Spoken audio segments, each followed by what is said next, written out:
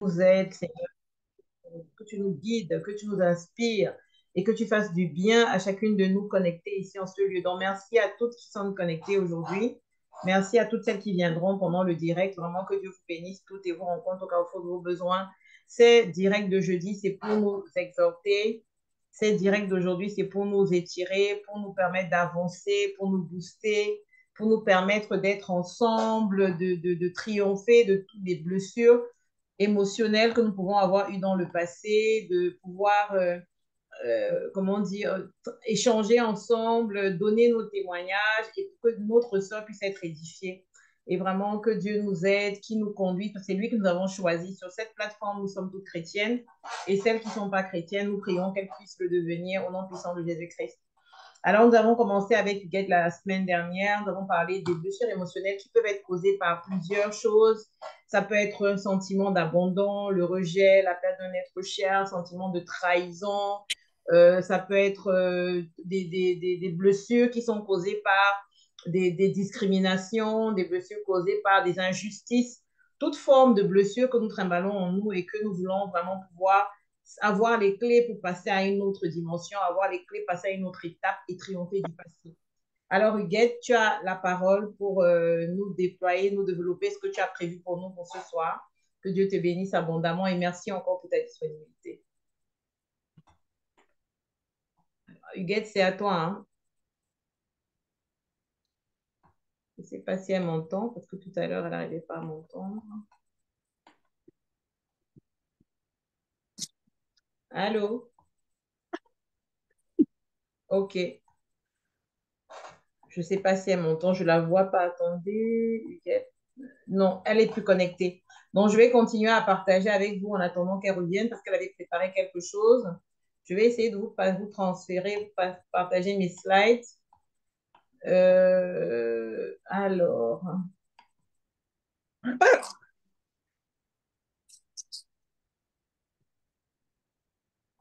OK.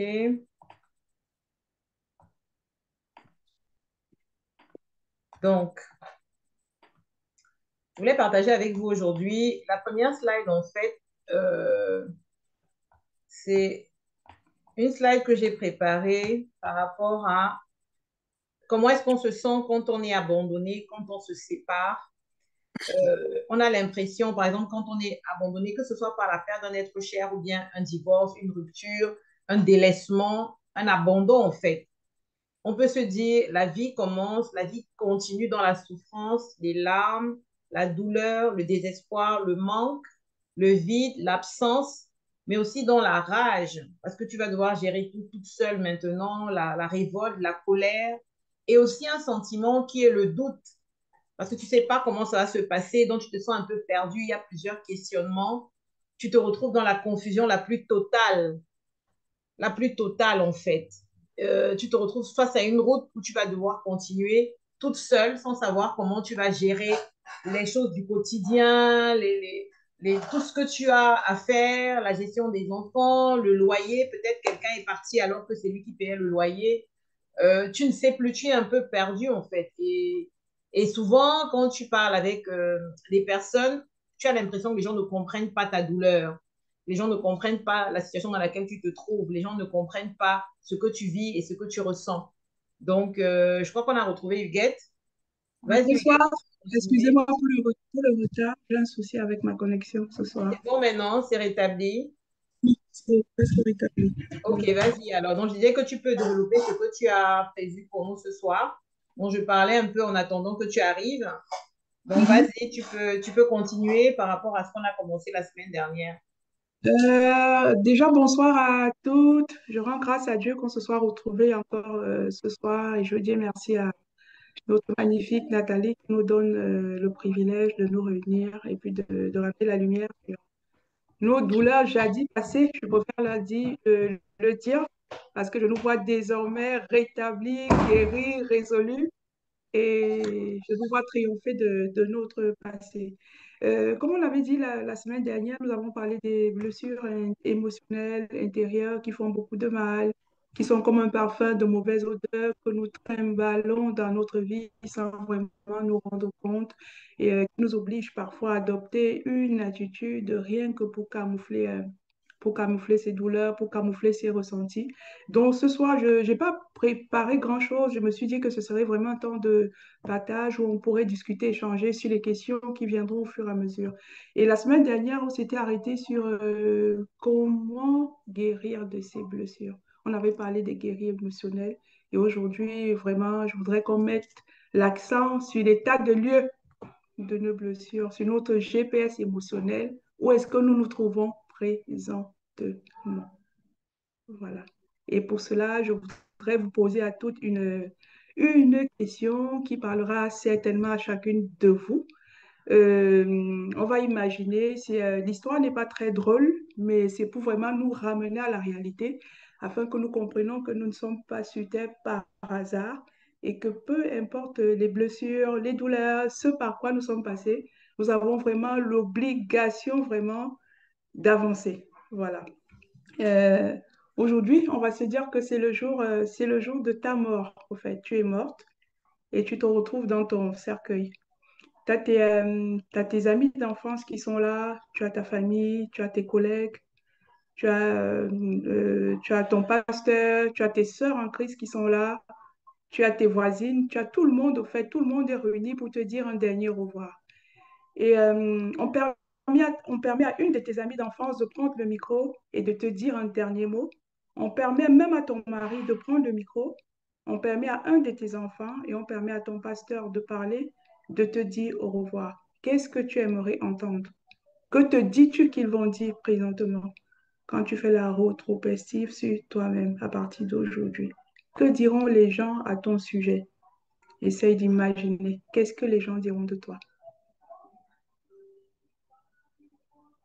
C'est vraiment un temps de partage où tout le monde a droit à la parole afin qu'ensemble, nous puissions avancer. Allô, est-ce qu'il y a une qui veut prendre la parole parmi vous? Quelqu'un qui veut prendre la parole? Qu'est-ce que les gens diront de toi? Est-ce qu'ils parleront plus de ta colère ou de ta joie? Est-ce qu'ils parleront plus de ta disposition? Est-ce qu'ils parleront de tes absences? Qu'est-ce qu'ils diront de toi? Qu'est-ce qui te caractérise aujourd'hui? Voilà. Qu'est-ce que les gens diront de toi? Allô? Vous avez entendu la question du guette? Huguette veut commencer un début de thérapie, en fait, si je comprends bien. Oui, Dans un, dans un état des lieux. Mhm. Nous sommes dans un direct où, en fait, on vient chercher les clés pour triompher du Mhm. passé et guérir de ses blessures émotionnelles. La semaine Mhm. dernière, on a beaucoup parlé de tout ce qui se passe, on a dit pardon et autres. On a parlé de beaucoup de choses. Et là, je pense qu'elle aimerait qu'on puisse faire entrer sur nous-mêmes, faire une introspection et Mhm. voir quel est l'état dans lequel nous nous sentons, en fait. Est-ce qu'on est dans un Mhm. état où on sait ce qu'on voudrait qu'on dise à nos obsèques?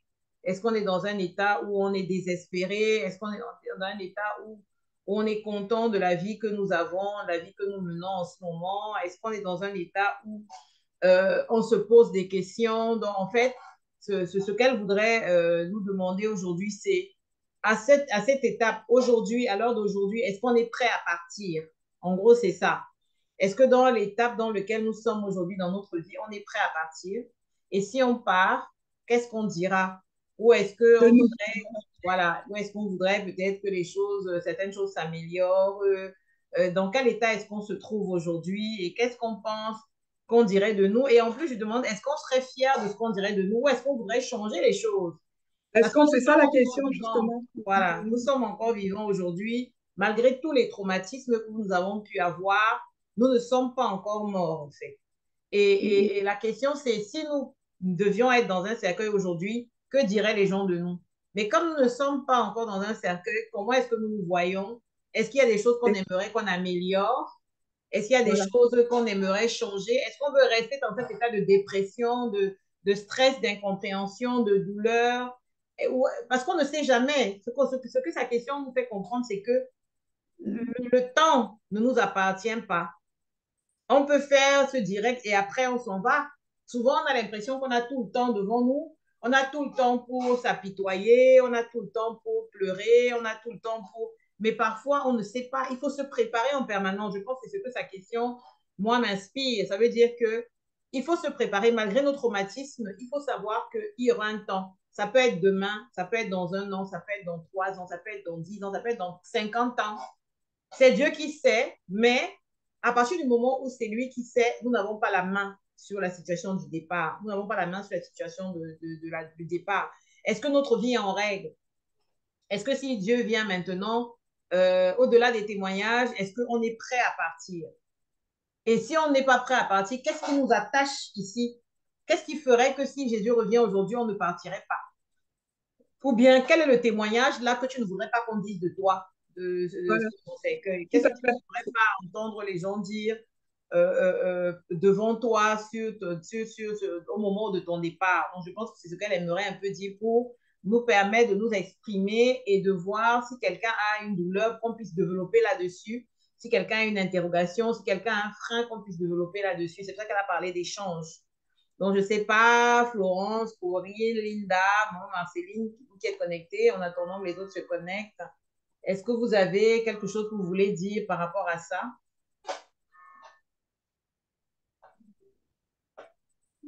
Au Allô, fait, vous m'entendez?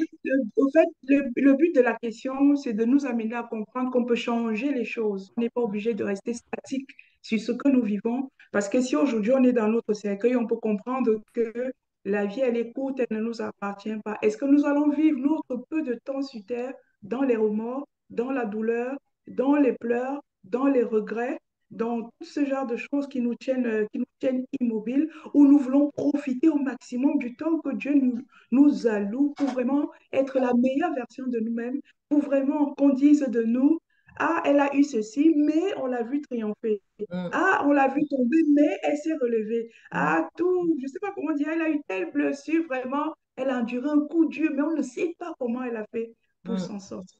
C'est C'est ça. c'est cette question. Vous êtes Ouais. là? Je ne vous D'accord. entends pas. Coco, tu y prends la parole, Corinne, Corinne. il y Démute a ton Corinne micro. qui lève la Oui, bonsoir à tout le monde. Oui, Euh, Coco, on t'écoute.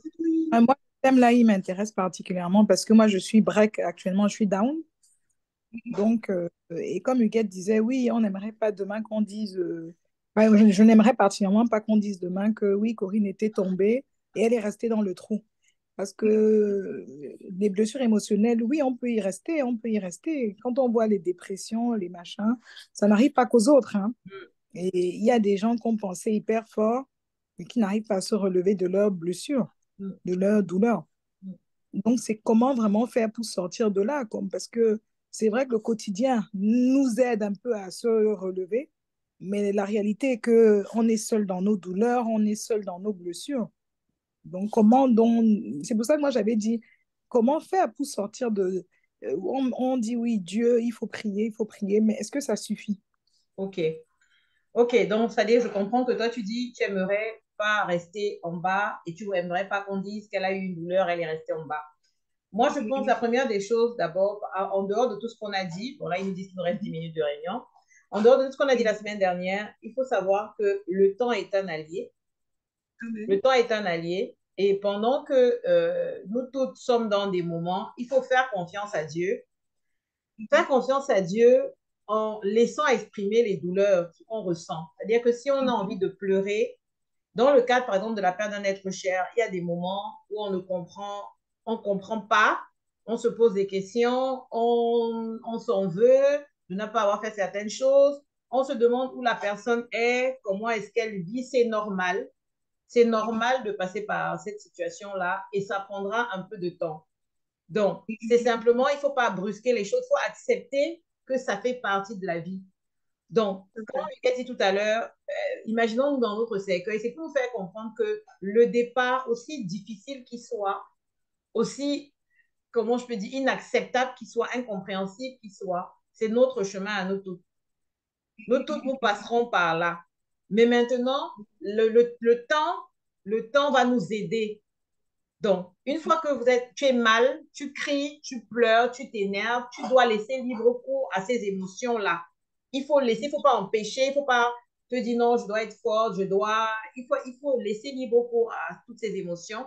à toutes ces interrogations et s'accrocher. En fait, c'est comme si tu es dans une mer où tu es au milieu de la mer et comme s'il n'y a personne autour de toi, tu as l'impression qu'il n'y a rien, comme si tu vas te noyer. Donc, tu es en train de nager, nager, nager, nager. Et à un moment donné, tu vas avoir un petit bout de rocher, tu vas t'accrocher dessus, mais la mer est froide. Tu vas continuer à nager et tu verras un rocher encore un peu plus grand. Tu t'accrocheras dessus le temps que tu peux et puis tu continueras à nager, nager, jusqu'à ce que tu trouves un îlot, en fait. Et cet îlot-là, justement, sera l'endroit où tu pourras un peu entrer dans le repos. Tu auras réussi à surmonter. Ce n'est pas quelque chose qui peut être duplicable. La gestion de la douleur, du départ d'un être cher. Et puis, il y a aussi les incompréhensions. Parce que parfois, tu as quelqu'un qui part avec qui vous étiez fusionnel. Donc, tout le temps, tu as de la douleur. Tu as même peur de vivre, de t'épanouir parce que tu te sens coupable par rapport à l'autre qui est parti. Tu te demandes comment l'autre va vivre, le fait de te voir épanoui. Tu t'empêches même, tu t'interdis même au fond de toi d'être épanoui parce que tu te dis, ben, l'autre est parti. Ça, c'est dans le cas où les gens étaient fusionnels, où ils étaient. Après, tu es tout le temps en train de te dire qu'il est seul, il est là-bas, donc qu'est-ce qui se passe? Dans ce cas, notre foi nous aide, en fait. Tout dépend de ton niveau de foi. Quand tu es en Christ, la parole de Dieu dit que ceux qui sont morts en Christ, on se retrouvera, on se reverra. La douleur de l'absence pèse, mais l'espoir de retrouver la personne, l'espoir de retrouver la personne, de la revoir la personne. Vous ne serez plus peut-être des maris et femmes, ou bien des frères et sœurs, mais vous serez dans la Nouvelle Jérusalem. Donc, il y a cet espoir-là qui nous permet de ne pas être trop déchiré, d'avoir cet espoir, cette certitude qu'on va se revoir. Mais si vous n'êtes pas chrétien et que la personne qui est partie, je prends peut-être un conjoint qui vous a trompé à répétition, d'abord qui vous a détruit, même blessé, dans des situations compliquées, vous êtes même partagé entre le sentiment, ah, bon débarras, mais après vous dites, non, mais comment ça, bon débarras, c'est pas humain. Donc, il y a toujours à l'intérieur de la personne qui a un traumatisme, une dualité, et c'est normal. Ce qu'on va dire, c'est que c'est le départ, ça va prendre du temps. Il faut juste accepter cette situation et se dire que le fait d'avoir mal, le fait de ne pas comprendre est normal. C'est tout à fait normal. C'est quelque chose de normal. C'est le cours normal de la vie. C'est comme quand tu es en vélo, tu te cognes sur un caillou, tu tombes, tu te blesses. C'est normal que tu pleures. Donc, parce que tu as une blessure. Mais ce n'est pas parce que tu as pleuré que la blessure est partie. Donc, il va falloir justement laisser le temps que la blessure, il faut laver la blessure. Et après, tu peux mettre un traitement, tu peux mettre du miel, tu peux mettre un truc, mais ça va partir avec le temps. Avec le temps. Donc, c'est l'acceptation, la foi, la prière et puis le temps. Et surtout, laisser libre cours à toutes les émotions qui vont te submerger. Si c'est des moments de pleurs, si tu as envie de crier, il faut crier. Si tu as envie de t'énerver, il faut t'énerver parce qu'en fait, il faut que ça sorte.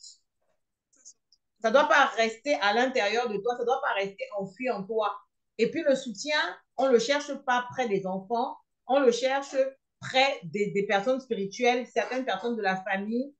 Mais tu as le droit d'être en proie à des émotions que tu ne comprends pas. Mais ça va passer avec le temps. C'est comme une blessure, une grosse blessure. Plus la blessure est profonde, plus ça va commencer à guérir de l'intérieur, mais de l'extérieur, ça aura toujours l'impression que c'est ouvert. Donc le temps est très important dans un processus de restauration suite à un traumatisme, que ce soit la perte d'un être cher, un abandon, une déchirure. Maintenant, dans le cas d'une reconstruction, c'est autre chose. Mais là, je parle vraiment d'un sentiment d'abandon où tu dois te reconcentrer sur toi, sur ce qui est important pour toi, sur le fait de pouvoir accepter les invitations, sur le fait de pouvoir sortir, rencontrer de nouvelles personnes, sur le fait de déculpabiliser. Il ne faut pas se sentir coupable. Mais comme je dis, ça va être au fur et à mesure avec le temps. Le temps va jouer en ta faveur. Le temps, c'est ton meilleur allié dans la thérapie vers la libération justement de ce traumatisme-là. Le temps. Je ne sais pas si tu as quelque chose à ajouter, Huguette. Oui, qu'est-ce que je voudrais dire? Je voudrais dire que dans le processus de la perte d'un être, c'est normal que ce soit difficile parce que c'est une déchirure qui est brusque, qui est brutale et qui fait horriblement mal. Dire que ça ne va pas mal, ce serait ne pas être réaliste. On peut d'avoir mal, mais souvent les personnes qui passent par ces périodes-là culpabilisent à l'intérieur d'elles-mêmes. Elles ne se permettent pas, elles ne se donnent pas le droit de vivre à nouveau parce qu'elles ont l'impression qu'elles font une infidélité à cette personne. Elles ont l'impression qu'elles sont en train de briser un protocole. Elles ont l'impression qu'elles sont en train de changer les choses et ce n'est pas toujours difficile. Mais il faudrait que tu saches, chère Corinne chérie, que tu es un esprit qui vit dans un corps et qui possède une âme. Ça veut dire que tu es d'abord un esprit et tu es venu sur Terre pour accomplir une mission particulière. Tu es venu pour jouer ton rôle et à ton moment venu, toi aussi, tu partiras. Mais pendant que tu es là et que tu passes par cette épreuve quasi difficile, sache que tu n'es pas seul parce que le Seigneur te dit, je ne t'abandonnerai point, je ne te délaisserai point. Pas. Ta force aujourd'hui doit se trouver auprès du Seigneur. C'est lui qui va reconforter ton cœur. Parce qu'on pourra te dire tous les mots possibles. Mais au fond de ton cœur, cette plaie ouverte, il n'y a que le Saint-Esprit, le consolateur, qui peut te restaurer. Donc moi, j'aimerais t'inviter à être en communion profonde avec le Saint-Esprit. Il faudrait que dans ta maison, tu aies un espace ou un lieu ou un moment où tu as des pauses dans la journée que tu programmes sur ton téléphone comme un réveil, où tu te dis toutes les 3 heures, j'ai ma pause relaxation. Ta pause relaxation, c'est quoi? C'est tes moments de qualité avec Dieu, où tu peux t'enfermer même au bureau, 5 minutes dans les toilettes, même si tu pleures, tu dis, papa, c'est difficile, on va par la main. Tu pleures 5 minutes, tu te remaquilles et tu ressors. Tu vas retravailler. Dans ta voiture, tu as le droit de t'arrêter et de dire, Père, j'ai mal, aide-moi. Parce qu'on aide que les gens qui demandent de l'aide. Mm. Des personnes fortes ne sont jamais aidées. Père, aide-moi, c'est difficile. Papa, c'est le matin, j'ai une responsabilité, j'ai des enfants, mais je n'ai pas la force. Tu te mets à genoux, par toi, parce que c'est lui qui te donne la capacité d'avancer. À Il nous genoux reste sur tes une pieds, minute, hein. ça va couper, oui. Après, on va se Tu lui reconnecter. donnes. Ça, je peux couper seul. Continue. Mm. Oui, après, tu lui demandes la force. Il est important aussi d'être bien entouré, Mm. d'avoir un environnement sain, des personnes qui te portent dans ta prière, des personnes qui te conseillent, des personnes qui sont à ton écoute, afin de te laisser aérer l'esprit, aérer la pensée. Mm. Il faudrait que tu sois connecté aussi à des femmes de prière, tu sois connecté à des sœurs de foi, à des personnes qui t'amènent à grandir avec Dieu. Ça Mm. fait qu'au fur et à mesure, tu te rendras compte que la douleur est là, les souvenirs sont là, mais tu vas bien. Mhm. Malgré les cris, tu es dans la joie. Mm. Malgré le manque, tu peux rire, tu peux danser. Il faudrait que ta maison soit un lieu de culte pour l'Éternel. Tu sois toujours en adoration. Tu laisses couler des bandes d'adoration. Tu chantes, tu loues. C'est comme ça qu'au fur et à mesure, tu te rendras compte que oui, mon épreuve est là, mais j'arrive à porter ma croix. Mm. Amen. Amen. Donc, si ça se coupe, on se reconnecte sur le même lien et on Voilà, va ça va couper. continuer. Oui. Donc, dès que ça se coupe, on se reconnecte sur le même lien et on va continuer. Je pense que Oui. c'est moins de... Voilà. Ou On va pas, hein. Merci beaucoup. Merci pour vos